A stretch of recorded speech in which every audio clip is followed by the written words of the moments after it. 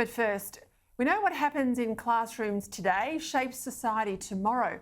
But by and large, unless we're actually in there teaching, most of us are pretty ignorant about what's happening day to day because students don't normally tell their parents much and governments and schools put very little of the detail out there publicly. Every once in a while, we might hear about broad themes that underpin what Australian students are being taught today when something like the current review of the national curriculum makes headlines. But most of the time, we're in the dark, despite the fact, of course, that as taxpayers, we're paying for it.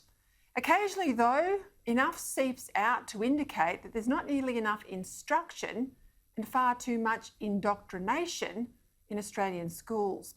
We know that our students' academic performance against their peers from other countries has been plummeting for years based on international standardised tests. This is despite Australia spending as a nation across all levels of government over $58 billion a year on school education, $58 billion last financial year, in fact. We know too that the marks required to enter teaching degrees are way lower than the marks required to enter any other professional degree. We know that in some cases, people have failed year 12 but still got into teaching. We know that under rules brought in by Julia Gillard when Education Minister, every single subject, so Latin, physics, PE, the whole lot, are all supposed to be taught from an Indigenous, Asian or sustainability perspective, all under the national curriculum, which kind of gives the game away, doesn't it? That the educational establishment doesn't think much of our Judeo-Christian ethics or our British heritage or the way perhaps that Australia has developed. And what's becoming clearer and clearer is that when it comes to Indigenous issues, Australian students are getting a highly contested view of the truth, or as some experts might argue, little more than a pack of lies. Take Bruce Pascoe's book Dark Emu, purporting to show that Aboriginal people were not hunter-gatherers, but lived in farming villages of up to 1,000 people. A book designed to reinforce the notion that Australia was not settled, but invaded. This book doesn't normally appear on Education Department reading lists because most states don't actually publish them.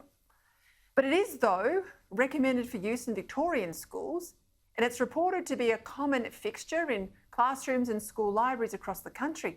It certainly had multiple literary awards and vast critical acclaim. Yet as Warren Mundine says, and you'll hear from him a little later in the show, he's always doubted Pascoe's claims because they were completely absent from the stories Aboriginal people told about themselves. And now two respected academics who can't be written off, well, they've published a critique of Dark Emu.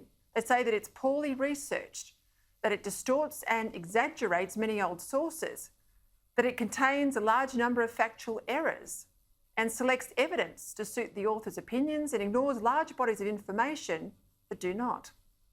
Yet not only has the author of this fabrication been appointed Professor in Indigenous Agriculture at Melbourne University, this book from Pascoe is still being pushed at our children, despite now strong evidence that it's not much better than a work of fiction. If we tried to teach students something in science that was completely false, let's say, perhaps the world is flat, we went back and taught them that, then there'd rightly be outrage. So why is this book of Pascoe's still in schools? And why is it allowed to distort how our students see their country and our history?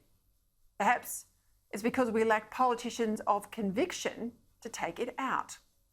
How is it, you tell me, we've got a Conservative government in New South Wales that still allows this book to masquerade as fact in schools in that state, even though it's now thoroughly discredited? Even though we have distinguished scholars calling it out, Aboriginal leaders like Warren Mundine calling it out, and even a motion from Mark Latham this week in the Parliament for it to be withdrawn, but weak Liberal and National MPs lacking the backbone to do the right thing. This book, Dark Emu, has no place as a book of non-fiction in our schools. And what really irks me, and I'm sure many of you like me, is that for 10 years now, there's been a Liberal National Government in New South Wales, yet successive ministers have not made the slightest attempt to rein in the tide of political correctness and brainwashing flooding our schools.